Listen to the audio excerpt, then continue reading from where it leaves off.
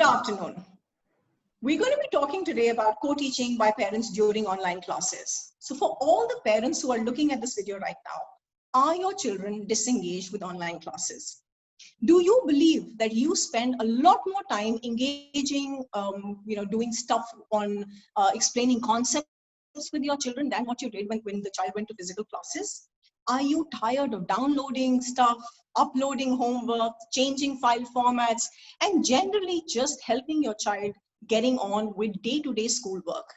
If the answer to any of those questions is a yes, please stay tuned on because we will attempt to answer some of those questions for you and make life simple both for you and your child.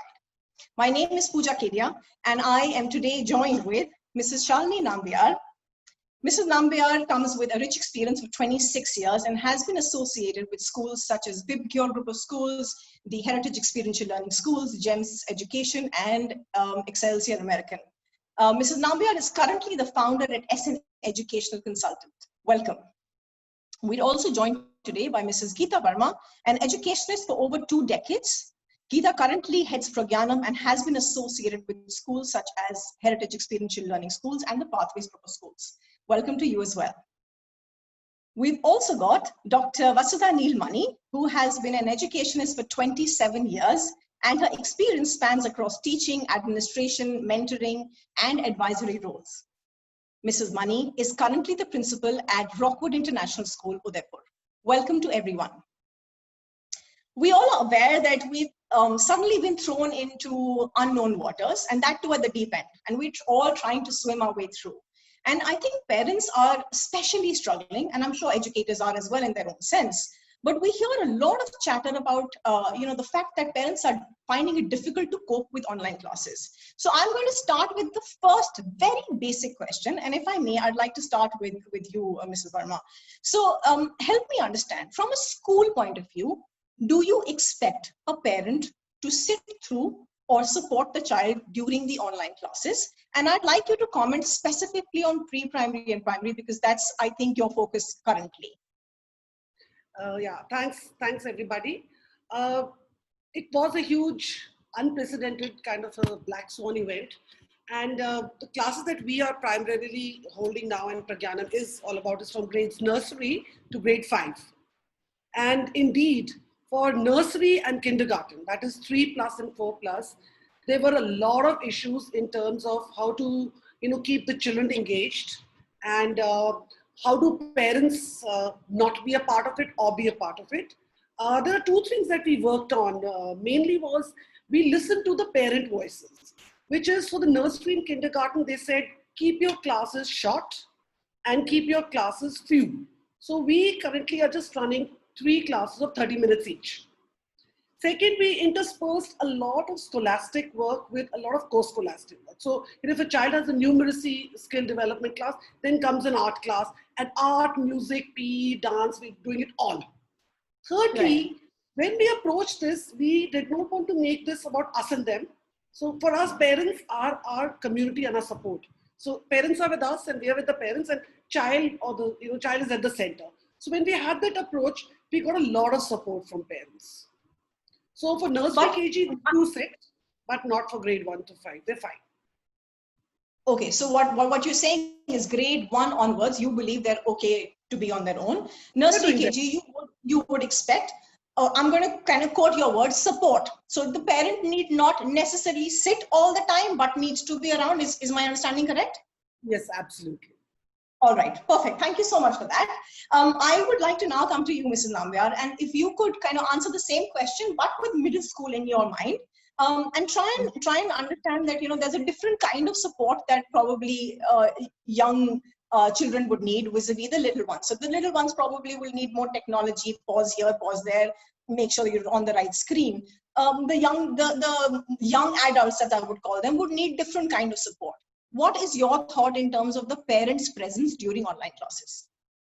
So hi, good evening everybody, and thanks Pooja for inviting me. This topic is a very burning topic right now, looking at all the social media and how parents are coping with it. And it's a challenge, we understand, because suddenly homes have become schools, but that is what I want to stress on.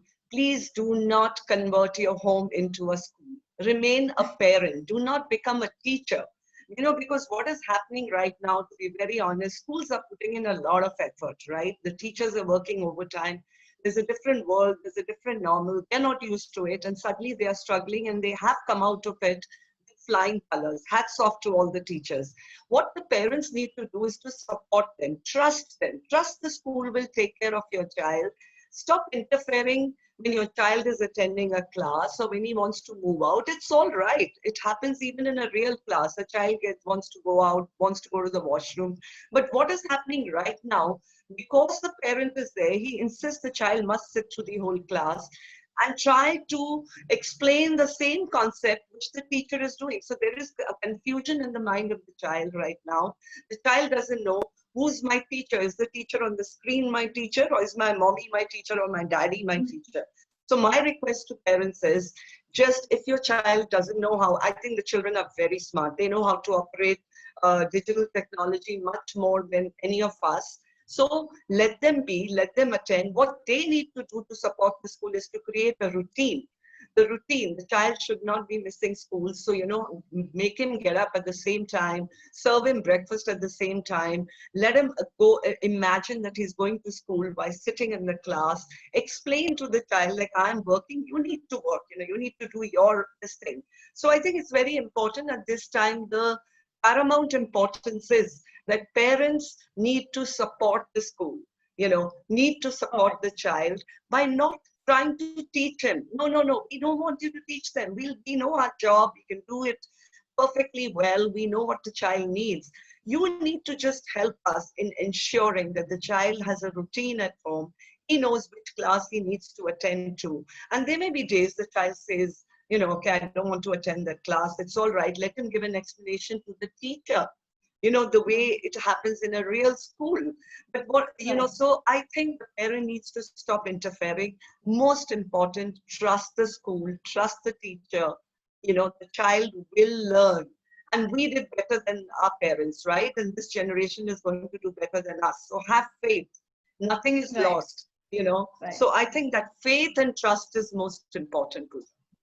Thank you so much. And I like a few things that you said there. So there are key messages that are coming out straight out of the conversation that we started off. Routine, discipline, and making sure that you let the child be. And I also hear you say that children are very savvy and independent. And I absolutely second that, because I learn a thing or two every second day from my 9-year-old about technology. So I know kids are a lot more savvy than I think we are today, actually.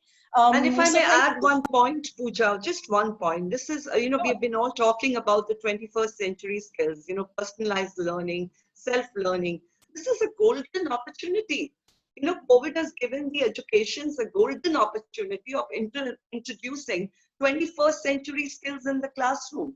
So let your child do it. Okay, fine, let him struggle. Failure is a part of success, I mean, it is a very important message for the parent. Just trust your child, trust the teacher.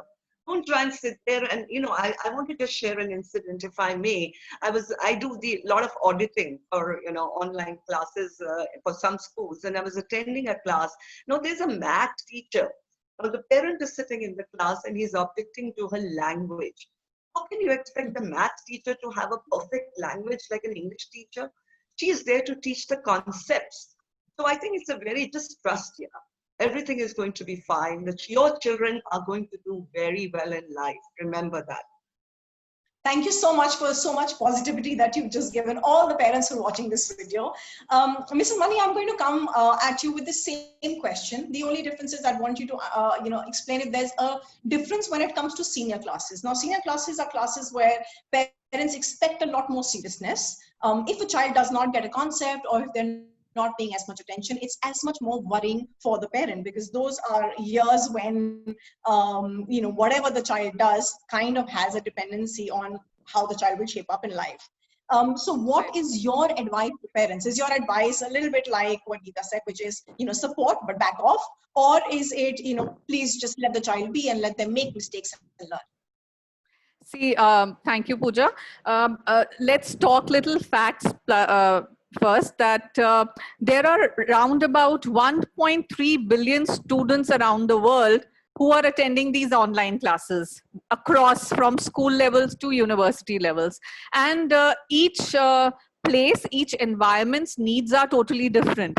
But since you have asked me question related to the senior students, yes, the main key, what Mrs. Nambiar has said or what Geeta has said, but the what I would like to add to their points is the effective communication with the schools. See, as much as parents are worried for the child's education, and I second the thought of Mrs. Nambiar that teachers are doing 3 times work than they were doing earlier. And I always feel and I always say that, yes, I think as teachers, we have this special powers to, take care of children's education, to take care of children's needs. Unfortunately, where I am staying, the parents only want academics. They don't want the co-curricular activities or things like that. They, according to them, that we are taking care of that. You just focus on academics part. So the main key is the transparency, the effective communication and sense of belongingness with the school. Because if parents are thinking that a child cannot go out, or a parent is feeling little claustrophobic, because I get calls from my all across parents that, ma'am, oh God, when will school reopen? We want school students. So as much as school heads, we are also missing our students. And of course, there is a difference between a face-to-face classes, but we have to do with the virtual online classes. So what we are doing is, of course, the teachers are getting connected to them on their emotional level, talking to the senior students also, counseling them emotionally as well, because little senior students have different issues altogether. And in between, as a school head, I go in between the classrooms, have an interaction with them, talk to them, be in touch with the parents. So I think teachers, school managements across the country, they are very, very supportive, very, very open this time. So if parents have any problem, if they want to arrange any extra remedial class for the child, if the concept has been not understood, so we are doing that. My teachers are taking classes in the evening also if they have not understood, or they are taking classes on weekends also. So the main thing is the effective communication, transparency, and the mutual trust and respect. That has to be there, because we both the stakeholders, whether it is parents or whether it is school, we want the best for our children only. We are there because of our children. And of course, there is a direct correlation between a student's success and parents' involvement. But parents has to be just facilitators. Teachers know their jobs, they know how to teach, they know what to teach, and respect that. Keep yourself on mute, because I have been, when I observe the classes, most of the time I see that, the class is happening, maybe some children are just, lolling over the bed, not being attentive, so they have to designate a place that, okay, this is your place for the classroom. Of course, as Mrs. Nambiar said, routine helps. And the main thing is that, let teachers do the job what they are doing, and be a mute observer, spectator. If you have any issues, get in touch with the child, get in touch with the school, not letting the child know. Because what happened in front of if you're talking about a school, about a teacher in front of a senior student, so their minds are very, very adaptable and malleable, so they will copy, and they will lose respect for the teachers. So parents have to be very, very sensitive. What are they talking about? And as repeating myself again, effective communication and transparency is the key. Great, thank you so much. I'm just coming to you. So I think communication and routine and discipline, again, I see you echoing those thoughts. You mentioned something very important, which was around the fact that there needs to be mutual trust, which Mrs. Nambiar also mentioned. And you said that parents should be silent observers, and they need to come back if they feel that things are not up to the mark. I'm going to come and dwell on that a little more. Let me just get, I know Geeta, you wanted to contribute to the discussion. Let me get your thoughts. So I totally agree with what Vasudha and what Shalini is saying. Just wanted to share a little bit of what we did before we took this plunge into the digital world. We did a whole session with parents where we co-created norms. When Shalini talks about the routine, we let it come from the parents. So we sort of co-created those norms. And second thing what we did stress, and obviously this concerns younger children because their attention span is low and parents are concerned about screen time. We said, it doesn't matter if the child is not looking at the screen. The intention of numeracy, the intention of language is what? We said, let the audio go on. And the month of May, we struggled a bit, but now things have fallen into a great routine. And what we also do is once a month, we have a parent night. So we did a whole dance session with them. Now we are doing a monsoon session of art and music. So make it a community thing. And even if the parents are sitting, mostly our feedback has been positive. In fact, parents have said that we really come to know what teachers do and how wonderful our own children are. So that way the feedback has been positive.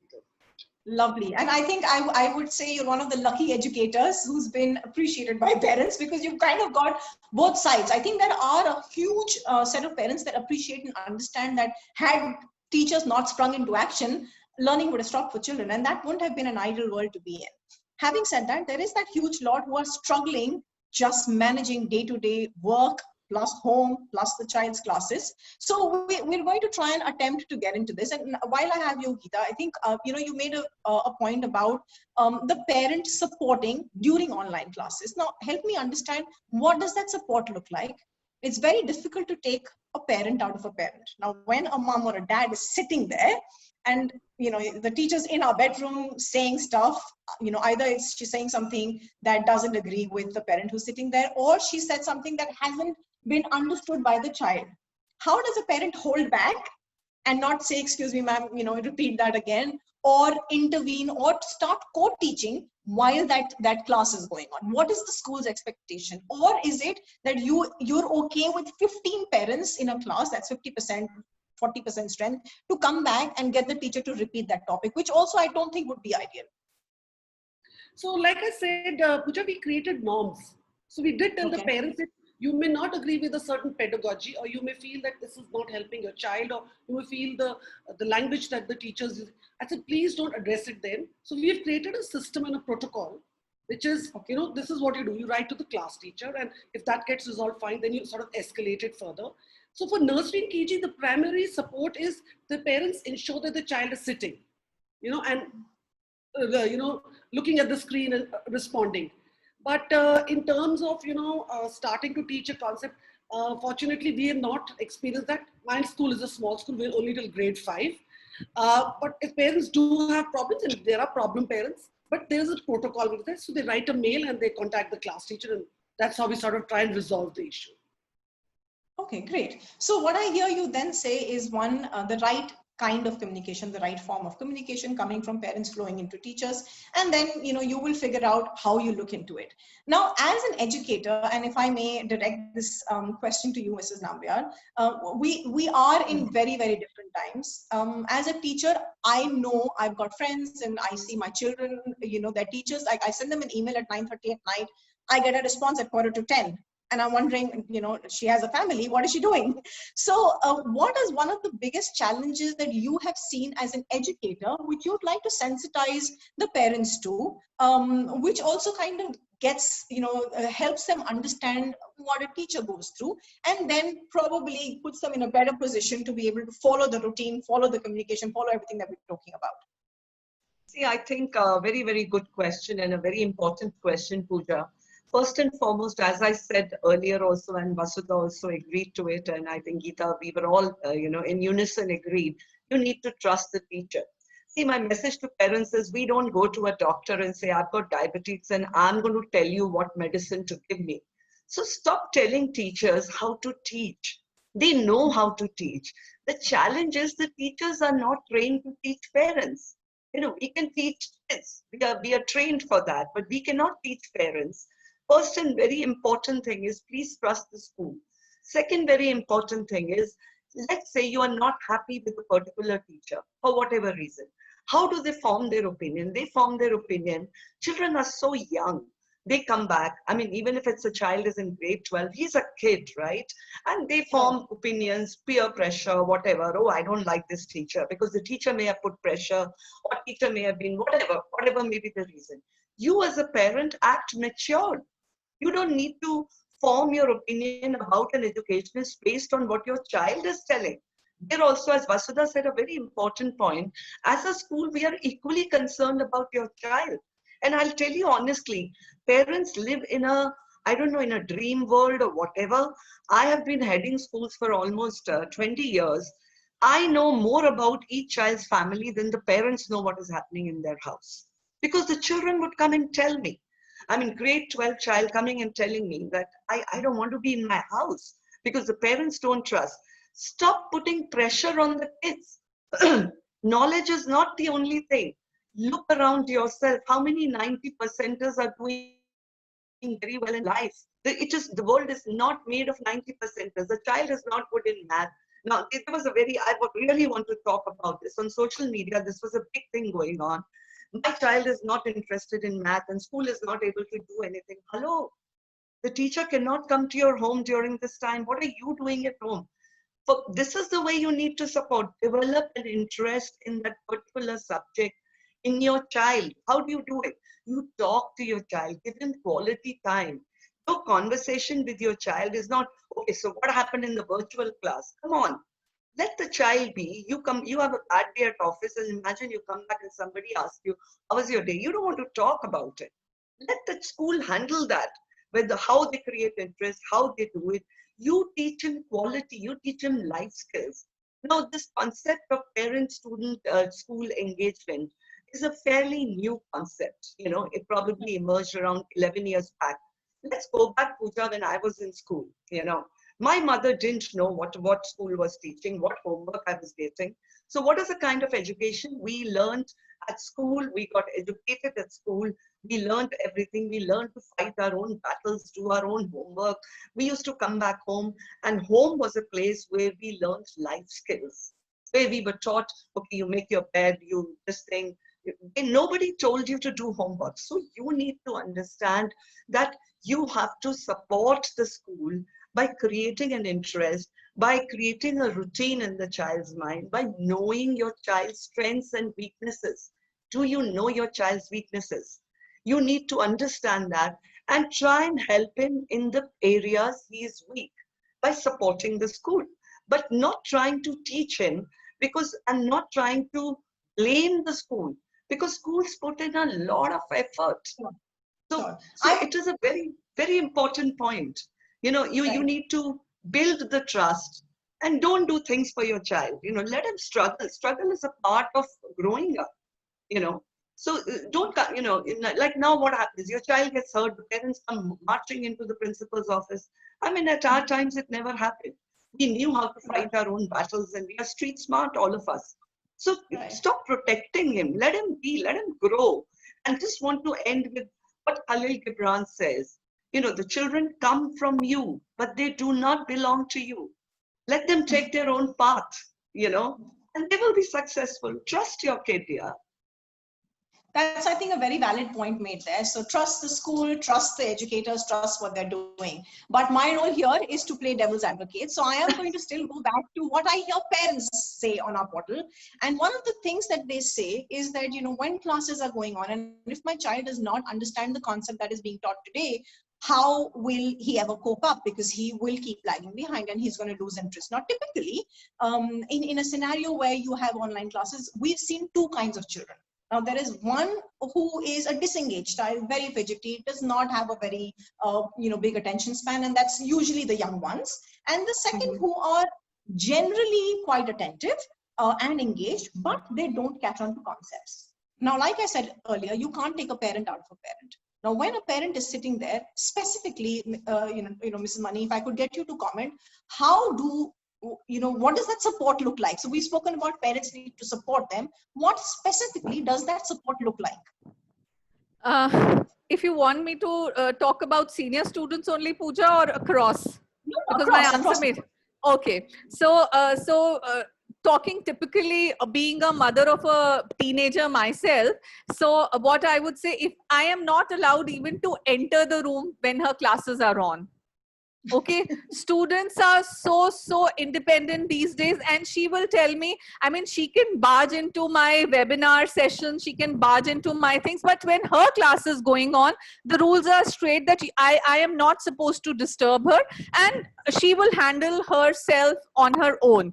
So parent out of a parent. And yes, if there are certain concerns, so of course, as a mother, I'm talking as a mother also now, so as a mother, I write to the school and I get back to the response. Now, as a school head also, and I tell my parents all the time, again saying that we are there. So exactly, you know what happens, Mrs. Nambiar is absolutely right, you are absolutely right. Most of the time what happens is students are we have this culture of little WhatsApp groups that the parents do create these times, wherein schools are not involved, nothing is involved, and they make a mountain out of a mole.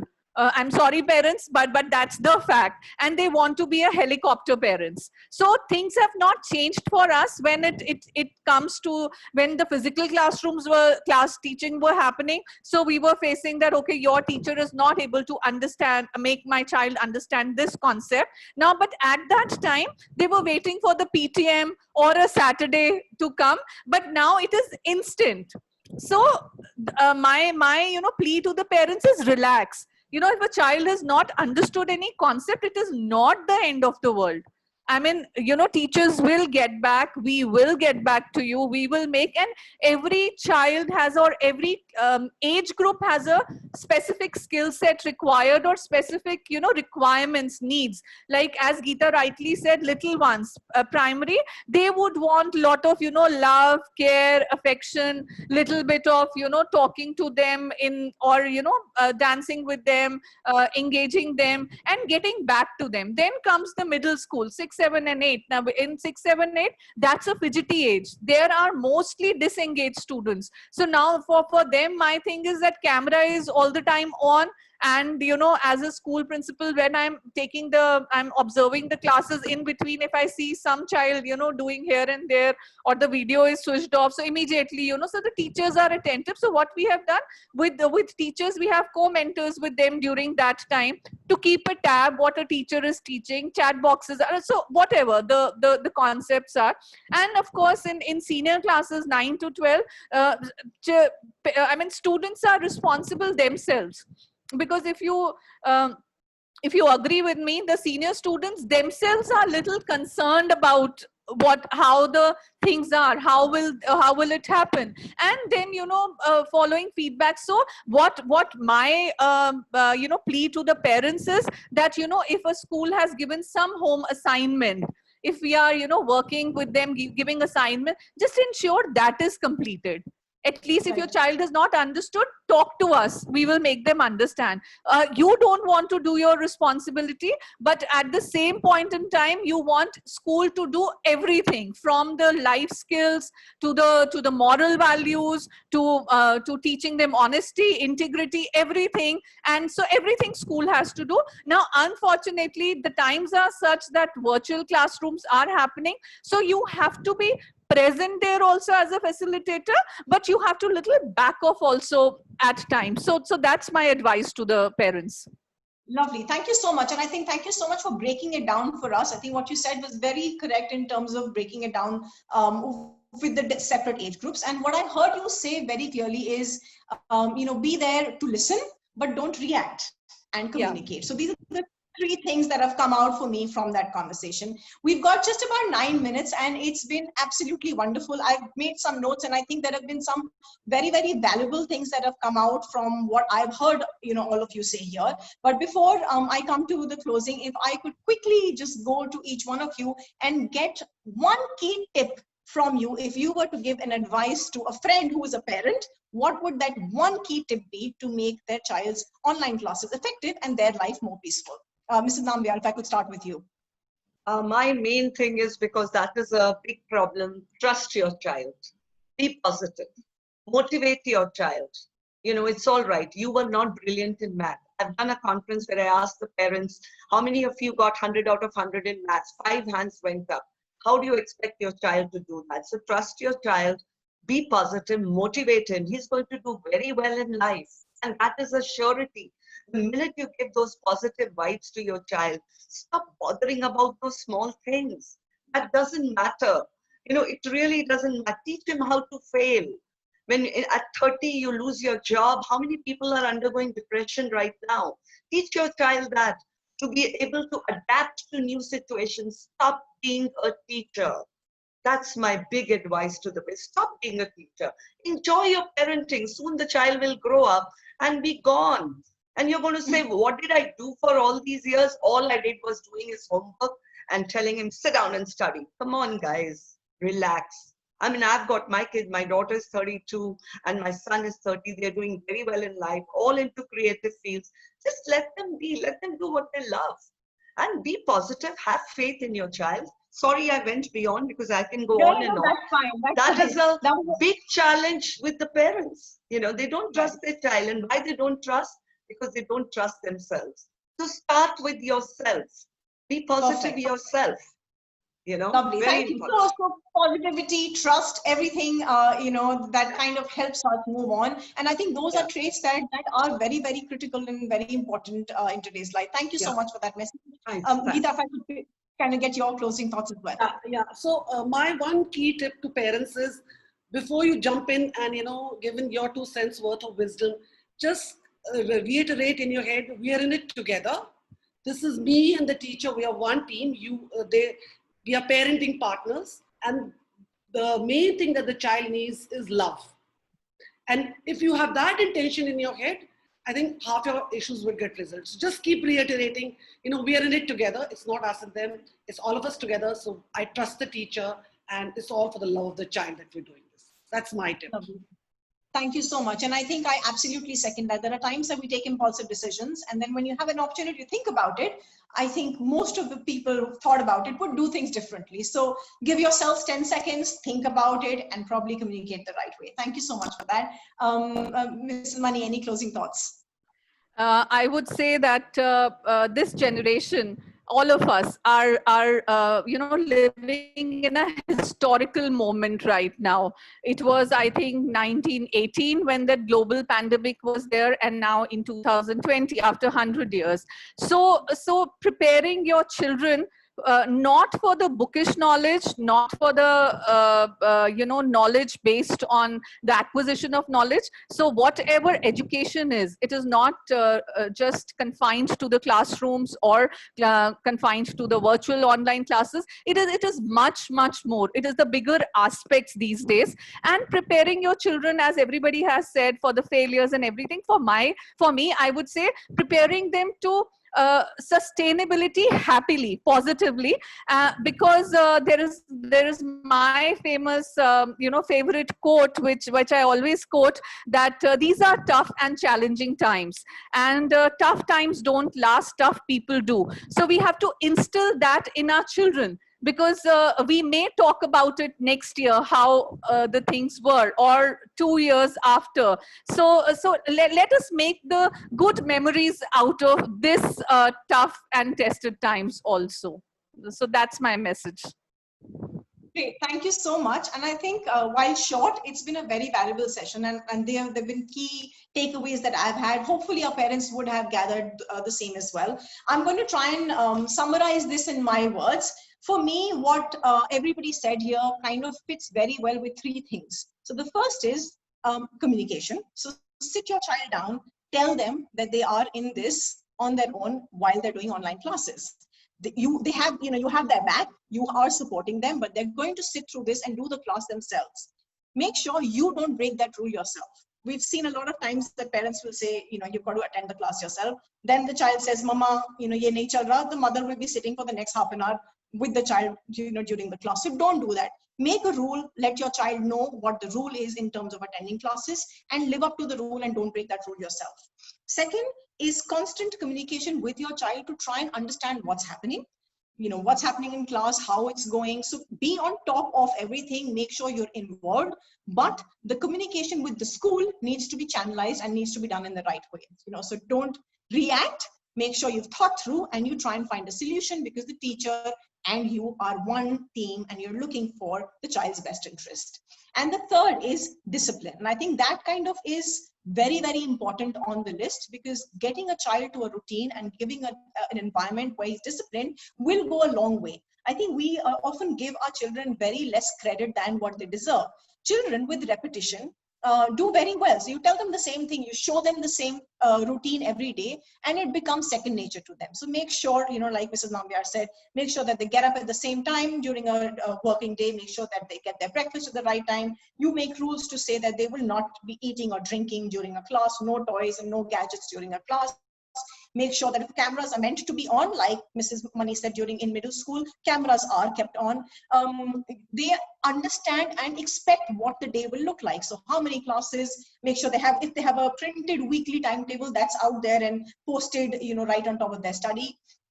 And then keep re-emphasizing the fact that the child has made some rules or agreed some rules with the parent and they follow them.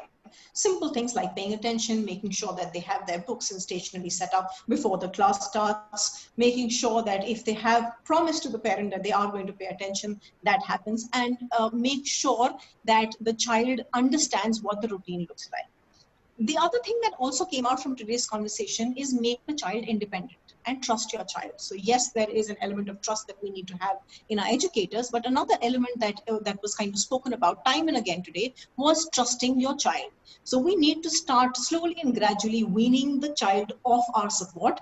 We are there for our children, but making sure that our children become independent is again another life skill, another great learning or teaching that we can give to our children.